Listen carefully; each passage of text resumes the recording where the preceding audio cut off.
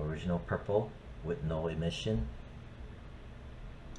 This is with emission and saturated bluish color. So it's like a mix of colors, the purple and the bluish, saturated blue. Before, after, before, after, before, after. Not bad. This is not bad. So you can choose the colors you want, right? You know, follow through. If you're gonna change this color, right, make sure all the other colors are matching, right? And then the emission, you could have something different to kind of a nice color mix. Yeah. And then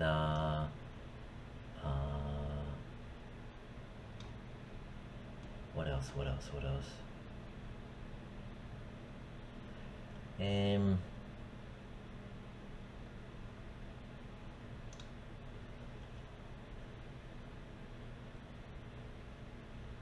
Okay. This is the sky dome light. I will turn on the samples to 2. This has to do with shadow quality, right? For now, I'll keep it at 2. You can cause some negative variables if it's set to default at 1. Let's look at your area lights. These guys have to be named within the outliner. Name it within the outliner.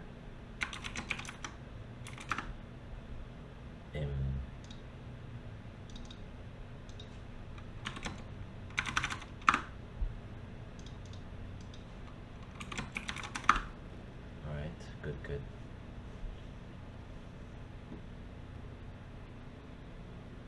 This light exposure is at the 0.51.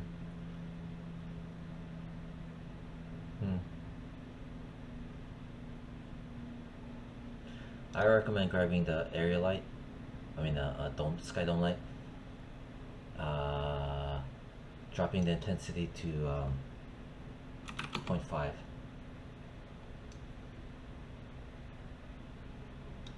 The reason why is that it helps to, it will weaken the light, overall lighting, but it will prevent blowouts because your scene is nearly about to blow out, right? That's the reason why. Control U. Actually, first, what should be done is to grab the other light sources and to turn them off. Turn off illuminates by default. This one, turn off illuminates by default. Rim light, turn off illuminates by default. That way, only the sky dome light is going to be lighting the scene.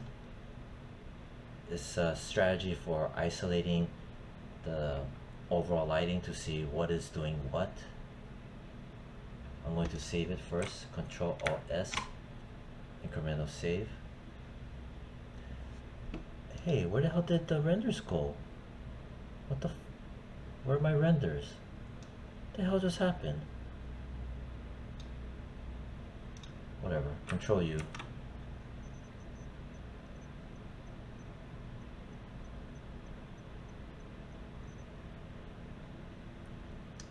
Save. So this is what we have. This is just a sky dome light with the intensity dropped down to 0.5, right? Exposure at 0, which is default. So this is not that nice looking, but it's fine.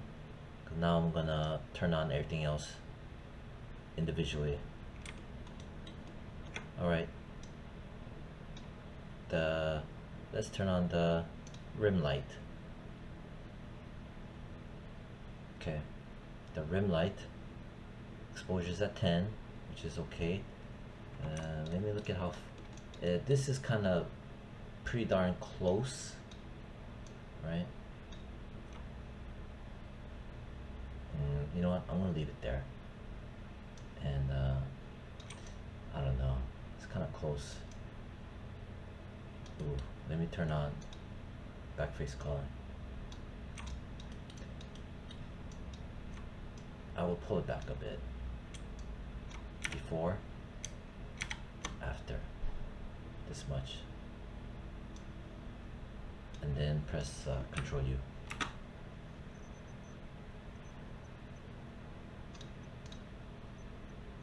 Oh wait,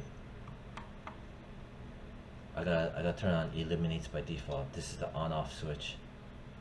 Always remember that. Control U. There we go. Alright, so I paused the video for a millisecond. Took 8 seconds. Before, after. See? And look at that. Look at the color bleed. Super neato. Alright, so this is purely off of the rim light. It's very bright. See what's doing to the floor. And exposure's at 10, which is what I mentioned. So, alright, that's fine.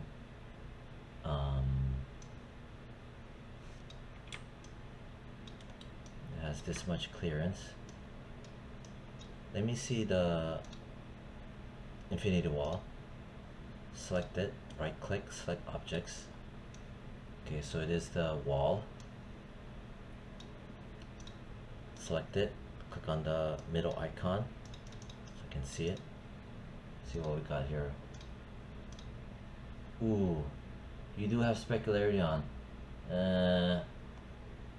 I mentioned not to have this on, I believe, because it kicks up reflection, but also makes the brightness kick more because it's reflecting off of light.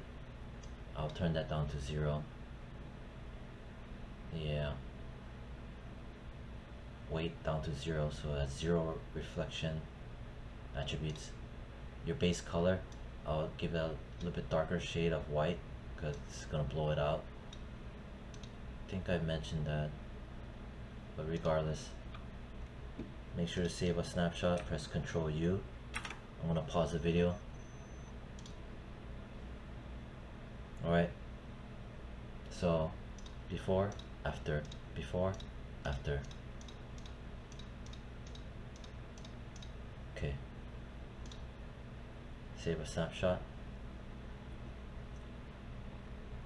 Alright,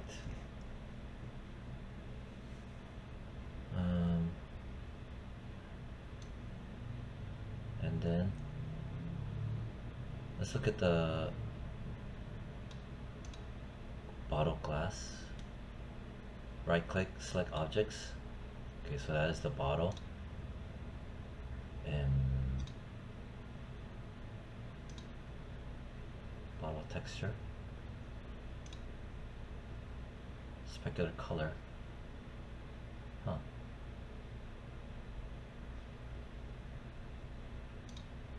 I looked at the file. So it looks like, you know, definitely work's been done onto it to try to customize it, right? I see this, right? Okay.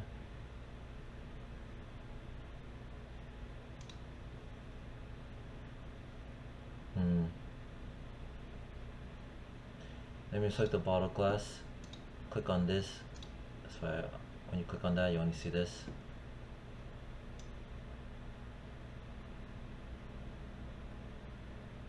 Let me see the UV mapping on this. UV editor. Oh, okay. All right. Oh, wait. The mesh. I have to redo the mesh, the UV mapping, because the mesh has been cleaned up dramatically, right? So this UV map is not valid anymore.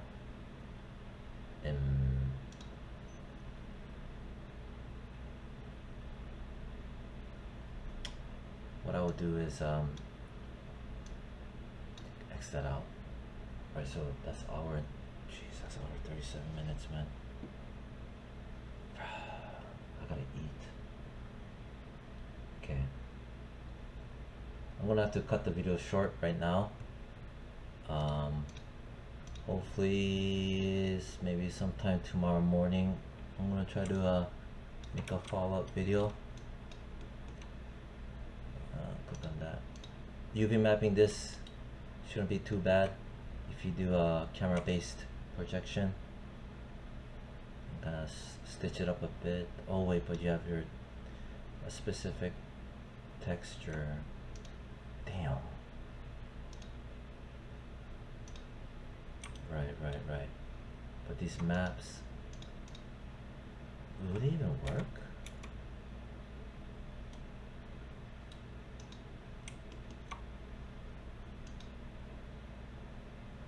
Interesting.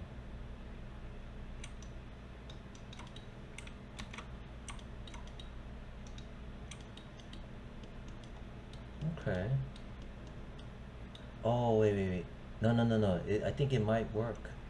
It might work because the main shell hasn't been compromised. I only added edge loops. Yeah. I only added, well, a couple of edge loops here. Not even edge loops, multi-cut lines. And I added down here. So it did not compromise the overall shape. Yeah, I kept it all together. Right, because I did not change the shape of the mesh. Everything's intact. Oh, that's good. Ooh, these guys are dead close. Gotta be careful about that. I think this texture needs to be plugged into the... God damn. This texture needs to be plugged into the roughness map. I'm curious. Let me try to do that right now. Black color is good, right? I'm gonna grab it and I'm gonna chuck it into not the color, but the roughness. The color, I'm going to break the connection, where you right click and break. Right, so it's broken, and I'm gonna turn this back on to white, which is normal. Alright, let's see what that does before I leave. Alright, that's good.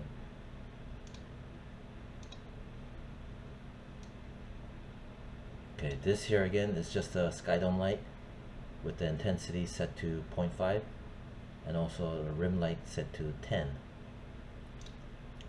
Let's see what that looks like.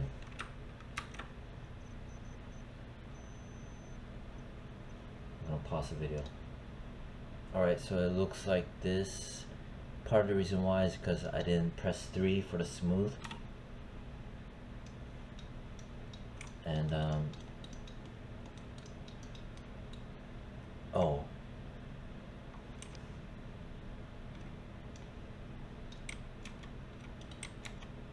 Okay. Alright then. Okay. Let's see what it looks like. Control U. Alright, this looks bad. So this is what it looks like. Right? When I experimented and I took the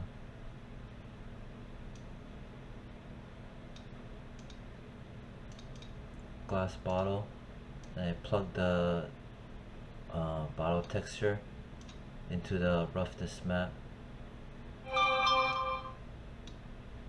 Interesting. Shouldn't be doing that. Why is it doing that? I'm gonna pause the video for a moment. Alright, so I paused the video for a bit. I did some experimentation. We got here a nice, rough look for the glass potion bottle. Right.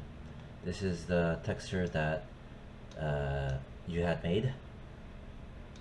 So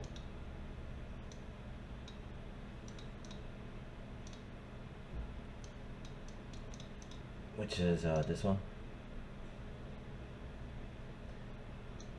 And what I did was I disconnected the color, right, which you've seen before. Right click and there should be here a break connection, but it's not because there's nothing connected. So I broke the connection like previously, and I set this specular color, the shiny color, back to white. The roughness, there's no connection, it's just set to like 0.077. And then under geometry, I plugged in the bottle texture into the bump map, which I'll show right now. So again, this was previously, the bottle texture was under your color. Was it color? Yeah, it was on the color map, from what I remember. Your roughness, was it at 0? Or was it at 0.2? It was at one of those. And anyway, you just want to, I don't know, like 0.1, I guess, or 0.05 on the roughness. And the color, like I said, I right clicked on the color. Stop selecting that. Color, right click, break connections. It disconnects the texture that was connected to the color. Then I crank this back up to 1, because this will at 1, at white will have the kick, reflection kicks. Roughness at 0.05. Under geometry, right, bump mapping, what I did was the bottle texture here, right, and here's a glass, bottle glass. To get your bottle texture, under textures, bottle texture, you middle mouse drag and drop it here, which is already here. So again, under textures tab, middle mouse, drag and drop it, and it will pop up. Anyhow, back to this. All you gotta do, right, under geometry tab, you're gonna make sure you have the bottle selected, the shader. Do not left click on the bottle texture, because it'll make this go away, like how I just did. Do not left click, just middle mouse click and hold, drag and drop into your bump mapping, and it'll automatically make a connection. This connection, bump map, bump 2D, when you select it, it'll take you here, change this to like 0.01. It'll make it a soft textured bumpy look. 0.01, I believe. If I do render, Control U,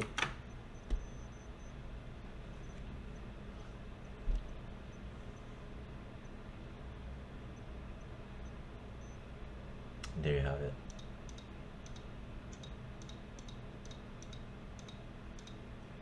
It looks,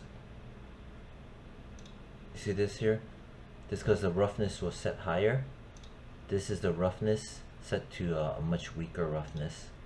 And this, all the scratches is your texture that you had custom made, that is slotted into the bump map.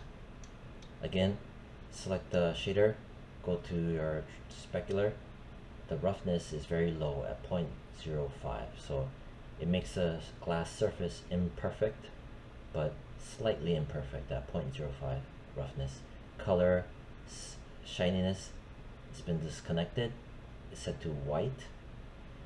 The bump mapping, this guy was middle mouse click and drag onto here, and the bump map set to 0.01, and then there you have it. And that's how you, yeah, that's how you get that. There's some more that needs to be done, right? As you can see, it's I have not turned on the right light or the left light yet, and it's already looking very, very, very interesting. You can see that the corkscrew hasn't blown out, right? It hasn't been blown out like in the previous renders, so it's coming on very nicely. I really like the scratches and the bumpiness. It adds a lot of character to the render. So yeah, I'm gonna stop it here. That's what, yeah, just under 2 hours. So we'll take it from there. I'm gonna hopefully get some more time to turn the lights back on and tune them, right? But until then, this is what we have. I'm gonna split up the videos into, I don't know, 20 minutes or something like that, 25 minutes, and yeah. All right, that's it. Bye.